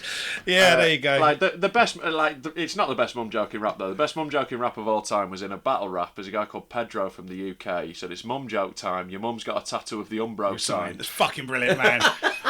When I heard that, I played that to Jenny and I laughed about it for fucking about 25 minutes. Unreal. And that is like literally, it's just the fucking perfect example. You just know what that guy's mum looks like. She's wearing a white vest. Exactly. Yeah. She's twice the weight of your flat. But that is funny as fuck. I'll give you that one, Ice-T. So so I love this Pulse of the Rhyme Man as well. Fucking what a hook on that. Yeah, there's some really good stuff on this record. I fully admit there's a level of nostalgia to this. I listen to this record. Fine. I can probably rap this entire fucking record, right? I know all of the words of this record. Yeah, but like I could if I listened to it once. It's not that complex, is it? There is some very nice imagery on it, young Rob. Mate, this is a fucking man whose favourite record of the last 10 years by Kanye West. Go fuck yourself. My favourite album of all time is by Kanye West. You can suck my fucking dick. I mean, I'd probably get more out of that. Literally. Right, okay, so what's your number 2, Krista? My number 2 is the self-titled Cypress Hill. Oh, that's what I got at number 2 as well. Man. Synchronicity. Ooh, Didn't even plan that shit. See, I would have this as my number 1. Yeah. Nice. Yeah, like I'm such a huge Cypress Hill fan. I mean, and by that I mean I smoke a lot of weed. Yes, indeed. But like Cypress Hill is just so good. There's so much texture in their production, and like there's so much like. Yeah, it just they make little soundscapes and Yeah, what's your favourite Cypress Hill record? Would you say? You got an opinion on that? No, I couldn't pick an album honestly. Like Cypress Hill are an artist I will just slam again all of it on. I'll put some. There's no Cypress Hill I don't like. Even the new metal Cypress Hill. All right, All right. when they're doing hip hop. Yeah. If anyone doing new metal can fuck off. I don't give a shit who it is. If Biggie had released a new metal album, I'd tell him to fuck off. You know. But like, bring you but there are. New metal but to be fair, there are a couple of those new metal joints that do slap. There are a couple of them that I will sneakily in my car. I'll be like, all right, I'll let this one run. But yeah, like I've got a new metal playlist, mate. I think that I couldn't give a shit about how guilty I am. I had a lovely time whilst new metal was happening. I was bouncing around clubs and getting lots of sex. Yeah. It was a wonderful time. Yeah, but new for metal me. Sex. Ugh. What fucking wallet chain slapping against your face? You never geared up to the start of "Are you ready?" Anyway, take it to the Matthews Bridge. But remind me of track listing on this album. Which one was Cypress Hill? Yeah, I mean, with the ones starts with Pigs. Right. Yeah. And then it goes, and that's Pigs. a statement of intent right there. And then fucking How I Could... I mean, what the How I Could Just Kill a Man is... How I Could Just Kill a Man. Is there a better hip-hop track? It's like, it's in that God tier. It's God tier. Fucking amazing, man. Then you go into Hand on the Pump. Fuck! Yeah. Hole in the Head. This album is full of fucking tracks. Banger. banger. Yeah, Like amazing lyricism as well. They're really underrated lyricists, I think. Like They're it's great like fun. technical rappers. And when you say they are, you mean Be Real. Well, Yeah. that is true. But I suppose that is one of the things that we should say is that Cypress Hill, they have a sound, Yeah. and their sound is Muggs and Be Real. Yeah. God bless Sendog. I know you God need bless Sen- him. you need He's Sendog in there. Great for it. He grinds it. He's some gravitas in there. Best He supporting got- artist. Yeah. He's the flavour of. He's the flavour Well, of. sure, Cypress He's the Hill. guy that repeats Be Real's rhymes in a Exactly. deeper Yeah. voice. He's an That's excellent hype man. He's a great hype man, and like a rap crew needs a good hype man. Sure, but Cypress Hill, It's Be Real. you think of their sound, it's the blunted beats of Muggs and it's the high nasal. It's But- this night. It's Whenever that sound. it almost sounds like he's doing it to be for comic effect. Whenever I first heard it, was like, is he going to stop at some point? Yeah. But no, that's Well, it's what it almost is. like if you're looking for like a comparable voice, the closest you get to is Quasimodo, which isn't a real person. no, he is doing that for effect. Again, yeah. it's that thing of like a unique sound of a rapper. Yeah. Like as soon as you hear Be Real spit, you're like you know it's Be Real, and you're in. Indeed. And like, yeah. Yeah, and but, like, look, I mean, I came to this album. I got this after I heard Black Sunday. No, same here. Yeah, and like I thought Black Sunday was a great record, and the rare thing with this one is I went back to this one, and normally it's the first thing of a sound that you stick to. Yeah. And I went back to this, and I went, oh no, this is the joy. I mean, I love Black Sunday. I'm not slagging Black Sunday off. It's No, great. it's no, fucking it's incredible. But it is second division compared to this fucking record. Well, man. It really this is. was where they crystallised everything they were and needed to be.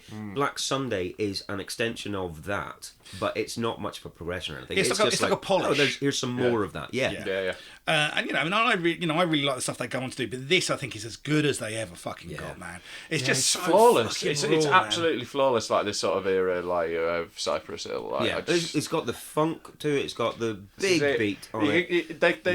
They can move groove. all over. Like they can go really laid back and the most chilled out, relaxed beats, but then they can go hard as Yeah. well. Like they straddle a lot. Well, they are. They're going between the gangster thing of hand on the pump and How I could just how kill I a just man. kill a man, but then you do have all of the weed songs, Exactly. which are just the smoker songs. Completely, and like it is the perfect music to smoke weed to. It just is. It's like locked in. It's the same as like early house records with ecstasy, like Cypress Hill with weed. It's just the perfect combo. It was designed and it's, for it, yeah. It's by stoners for stoners, and it's Yeah, I mean, it is, man. If you sit and listen to like fucking Something for the Blunted Yeah. or fucking Stoned is the Way of the Walk. Yeah. And what I like with them is it sort of has all sides of weed culture as well. You get a lot of the weird paranoid anger as Okay. well. I see. That It's not crops just- up in Cypress Hill. You can see that it's not just the chilled out, laid back vibe. It's like they've messed No, themselves fair up a bit point. as well. There is that sort of like some of the songs feel a little bit discomforting sometimes in the production. There's sort of a little Okay. something slightly off. Like did Sendog you- hiding behind you, repeting your lines. Well, I tell you, if you like that side of things, there was a thing that Be Real did, and I think Muggs had something to do with it as well.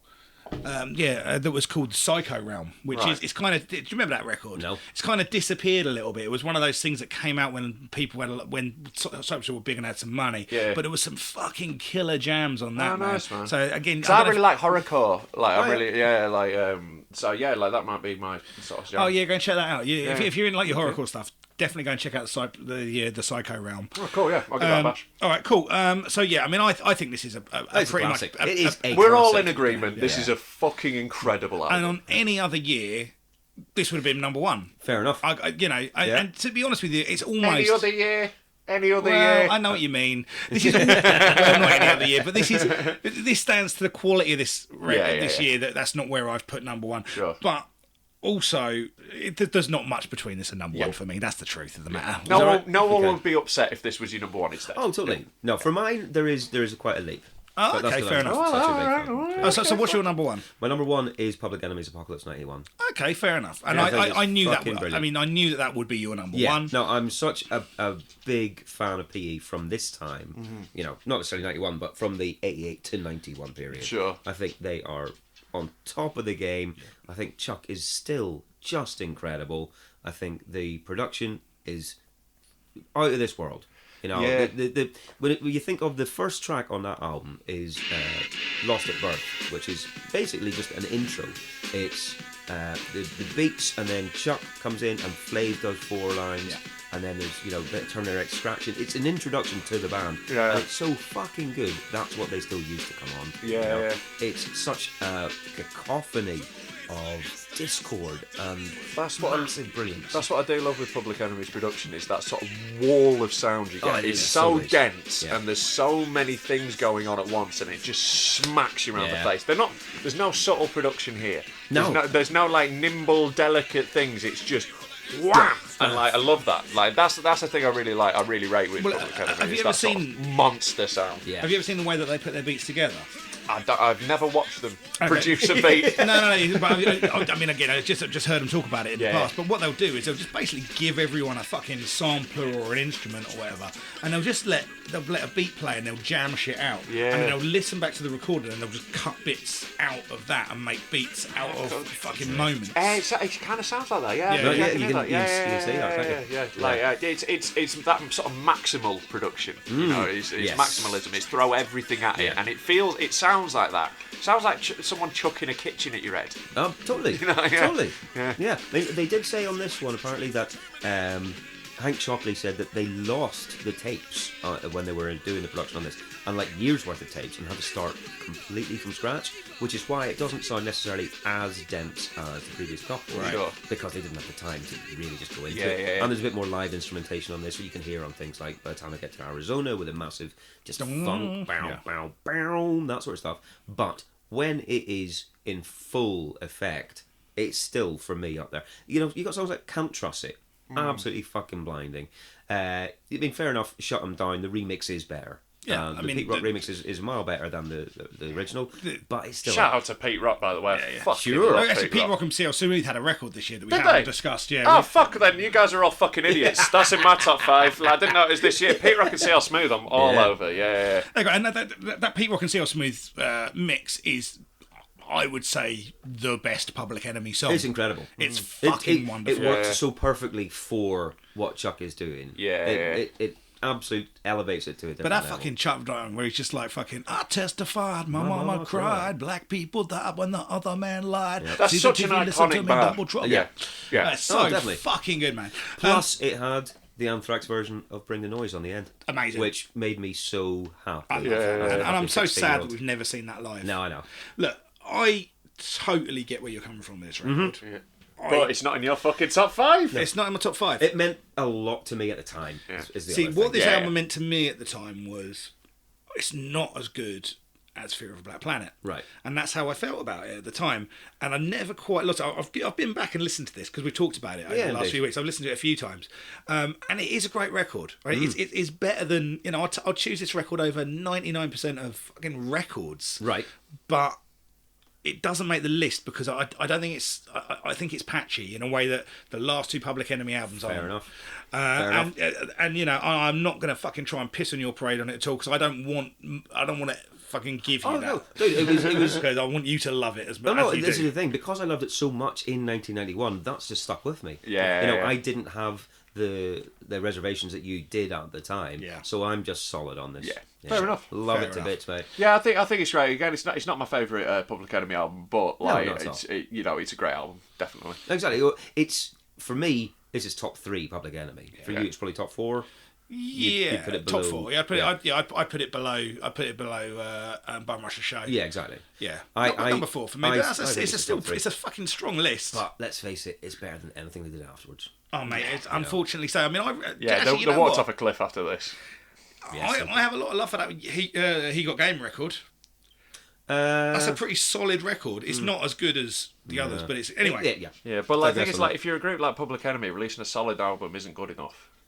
And You that's know, exactly. if you've been pumping out classics, Yeah, you mate. can't just then release something that's a 3 out of Yeah, 5. this is all right, isn't it? Yeah.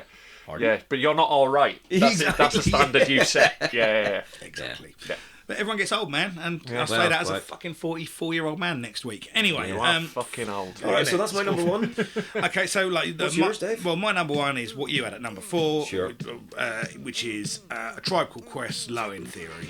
Incredible. you- Brilliant. Just Yeah, it's one of these that, like, even people who don't like hip hop, if you play them this, like, it's, you know, it's one of those. It's like Fleetwood Mac's Rumours, but hip hop.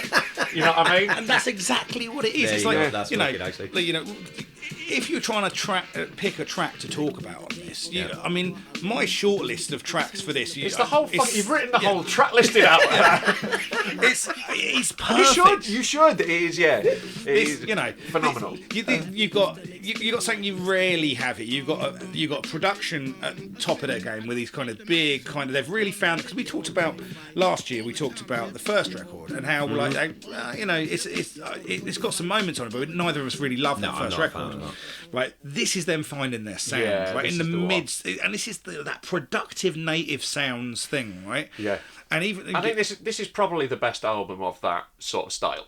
I think that, yes, I can't think of a better one right now. You know, the only other one you could argue with would be 3 Feet High. 3 Feet High would be in yeah. conversation, yeah. But are you talking about the more jazz orientated thing? Yeah. Like, I would put this top for me. Right. Like, I mean, I would as well. I mean, you know, Midnight. You can make a case for Midnight Roars, but I've always preferred Low End Theory. Yeah. Right. Okay. And because, I mean, as much as anything, man, just the intro to Bugging Out, man, you got that cued. It's got iconic artwork as well. This album, like, really iconic. Yeah. Like, it's that tribe style in it. Yeah, with the red, green, and black. Yeah, exactly. Afrocentric. Yeah. Yeah. And this was, you know, kind of part of the birth of that Afrocentric movement as well. Yeah. You know? Microphone check 1 2. What is this? The 5-foot assassin with the roughneck business. I float like gravity. Never had a cavity. Fucking great, man. It's unreal. The rhyming is so good. The production is gorgeous. Like, it's another flawless album. This one, absolute 10 out of 10. For me, there's a couple that are a bit subpar, which is why it was at number 4 for me. I think there's a couple. I think this is okay. I think you're insane. But it's one I will listen to as a whole album and be like, that's great. And I think you're wrong. As an album, as a work, as a whole piece. I mean, what on here is not a great song. I don't know which one it is, to be honest. I kind of like What, actually. Yeah, it's got that funky kind of bass start on it, hasn't it? That nearly made my short list, but I'm writing down all the songs. Yeah. But look, I mean, the thing is we should mention, on Bugging Out, though, he goes, prescient line on there, I drink a lot of soda, so they call me Dr. Pepper. That's a sad line from a man that died of diabetes. I'm not fucking making light of Fife Dog. Rest in peace, Fife Dog, man. Yeah. You know what I mean? But this has been a year of fucking MCs basically talking a lot of shit about the thing that will kill them. Yeah, it is. Yeah. You know, fucking like sugar or fucking vaginas. You know, that's... What a way to go, either of them. Yeah. So, did you know this at the time? Did you have it? No. It was a couple of years later I got it. Drew played me this. Yeah. So, yeah, I've been about 94. 94 or so for me as well. Yeah. But, yeah, fucking hell, man. And this is also one of... Because I have often said, on this podcast especially, I'm not a fan of jazzy hip-hop. It's not my thing. Right. Dave is a big fan of a lot more than me. Yeah, I like a bit of jazzy hip-hop. I don't really like jazz. I like jazzy hip-hop. I'm the same way. Do not like exactly the same way. Well, I've got a playlist for you then, young Awesome, mate. Yeah, send it my way. This is one that I will go, this works. Yeah. This works. I get that it sounds not a million miles away from other stuff I go, this is cack. But... For some reason, maybe it's Q-Tip. It's just, and it's right. It's also they get it right. It's just they nail it exactly. Yeah. It doesn't feel as loose and woolly as something like jazzy hip hop can do. Exactly. Yeah. It seems like there's a point to this. Yeah, and and also like I think the rhymes sort of straddle that line between really free form and jazzy, but actually staying on the beat and staying tight to it. It's still got that punch. Yeah. Yeah, he's a wicked MC. Yeah. And and the thing that separates this, if you look at, if I go through my top 5 list and I go, okay, so I've had a couple of crews on there. I had Naughty by Nature, which is Tretch and KG as the rappers. You got Black Sheep, you've got Drez in there. You got Cypress Hill, where you've got Be Real and the Sendog. Yep. But, Tribe Called Quest is separated by the fact that both Fife and Q-Tip are fucking both amazing rappers. Sure. Yeah, Q-Tip gets all the plaudits, but never underestimate Fife. So good, man. Yeah. So good. And not anymore. Was so good. But yeah, like unreal. It is totally one of those, like, whoever's taking the verse, you're in. Yeah. Love it, mate. Both work. It was one of those things that they said whenever they released the first album and Fife wasn't on it so much, he almost left the group. Yeah. But then they decided he could step up and be more of a pivotal role, and they can continue on, which is why Which is is a much very more good on choice. this. Yeah, exactly. Very And he does good it choice. brilliantly. And yeah. let's, obviously the main thing about this record, not the main thing, but one of the main things about this record is, even though you've got a Leaders of the New School record coming out this year, this is the record that introduces the world to Busta Rhymes. Exactly. And we got to play that, haven't we? Yeah, no, I mean, you cannot fucking fault Busta. This is love Busta. Like, I just. But there's a man who has his own sound. Yeah, like lyrically, nothing. Like, a lot of it's just noises. No, but he does it very well. So good. Yeah. this is, like Busta's verse on this is, if I had to have a top 5, this is one of the only things where I know, I don't know what number it'd be, but it would be in the top 5. Okay. Yeah. No, but let's get to that actually. So here's Busta Rhymes with the scenario. Watch as I combine all the juice from the mind. Heal up, wheel up, bring it back, come rewind. Powerful impact, boom from the cannon. Now bragging, try to reap a mind, just imagine. It's so funky. He just starts hitting his gear here now. Oh my Gosh, oh my gosh. Like the one Peter Tosh. So great. The track man, pardon me, as I come back. Best lyric As I did the I had to beg your pardon. When I travel through the turn, I roll with the squadron. Rah, like a dungeon dragon. That's my favourite line in it, man. I'll be honest, that is fucking great, but that is not even my favourite rah rah lyric of all time. My favourite rah rah is it's the start of a Redman track. He says, I go rah rah like I got cerebral palsy.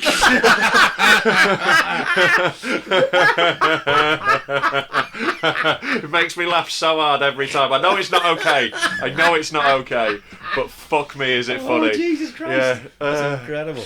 but that is so good, that Busta verse. Busta is one of those people. You just gets your head nodding. You just can't help it. He's just got that funk in him, and absolutely love it. This album's so good. Good shout, Dave. Thank you. Well done. Right, so that brings us to the end of that list, man. There you go, brilliant. What a year for hip hop, mate. What a fucking year, man. Fucking incredible year. I mean, every year from now on for a good while is incredible. Yeah, indeed. Whenever we did the roundup last year of 1990, we did our favourite albums, and there were hip hop albums in there, but there were so many this year. You can see such a fucking massive thing coming through. This is why we did an actual different podcast just for hip hop. Yeah, because it's great. It deserves it now. It deserves it now. Incredible year of hip hop. I'm gonna it's great. It's sparked off loads of shit that I'm gonna be listening to for the next couple of weeks. I'll send you some links, young man. Yeah, do send me playlists. All the stuff we've talked about. Thank you so much for coming on. Yeah, cheers, man. Thank you for having me. It's been very enjoyable. Well, plug some shit, man. I will do. The main thing is I've got a stand-up comedy special on YouTube that I made myself. It's called Too Big to Fail. So if you search Rob Mulholland, Too Big to Fail. So we'll link it in the that'd be great, for this cheers. as well, you can watch an hour of me doing stand-up there, and it's dead funny. And we've both seen it. Yeah, we saw you at Edinburgh. Absolutely brilliant. It's fucking great, mate. I saw it 3 times. I didn't fucking mean did, to. Yeah, I know. You kept accidentally having to come back. Well, I came. I had to bring you, and then my wife came down, so I had to bring her. I appreciate it, man. Yeah, so that show's out there. It's at Rob Mulholland on social media, and that's it. Brilliant. You can also see Rob in a rap battle against Shuffle T if you follow his YouTube. If you want to check his credentials. If you want to see me spitting some fire, I actually held my own really well. I was really impressed. Thank you, man. Really impressed. Yeah, I got the win on the night. I think it's debatable. I think it's a 1-all. It's a two-round battle. I think it's 1-all. But I got the decision on the night. I'll fucking take it. Fucking right, man. Yeah, so follow Rob is very active on Twitter. Follow him up at Rob Mulholland. At Rob Mulholland. Very active is a good way of putting it. Nothing else to do all day. If you're in the Brighton and Woodindean area and you're about on the 8th of February, you can come and see Rob opening up my first Woodindean comedy. Looking forward to that night, man. It's going to be sick. Mate, it's going to sell out. It's crazy. We sold half tickets in the first weekend. Mate, it's amazing. No, I'm well looking forward to that gig. So, but there might be some tickets left by the time this comes out, but if not, then fuck you. I've been plugging it every week on the start of the podcast. So there you go. Guys, this has been a lot of fun. We'll maybe do the same thing again next year. Absolutely. Really good. Thank you for tuning in. If you didn't like hip hop, I'm sure we'll be talking about Simply Red again at some point. Like, if they don't like hip hop, why the fuck are they still listening? That's Like, true. that is on you. If you've listened to this whole thing and you don't enjoy hip hop, that is your fault. You're a moron. Don't come to my fucking shows. And there you go, man. They wouldn't be able to find their way there anyway, would they? Guys, it's been lovely. We will be back next week with the first part of our best of 1991 specials, which doesn't include hip hop. Yeah, kind of the everything else roundup. Yeah, we'll probably give you a rough idea of what would have made it and what wouldn't, but that's because we're fucking nerds. Rob, thank you for being here, mate. Pleasure. Sorry, shout out to Waffles the dog, who arrived halfway through the podcast. Waffles dog! And he normally gets a sound check. And yeah, see you next time, guys. Cheers! Thank you for checking out this episode of Pop, Collaborate and Listen. It was produced and edited by us, for which we can only apologise. We're on Twitter at PCL Podcast, on Instagram also at PCL Podcast, and facebook.com/PCL Podcast. All of these, plus links to our various Spotify playlists, etc., are on our website, which is pclpodcast.com. Please feel free to get in contact via any of the social media or on pclmusicpodcast@gmail.com.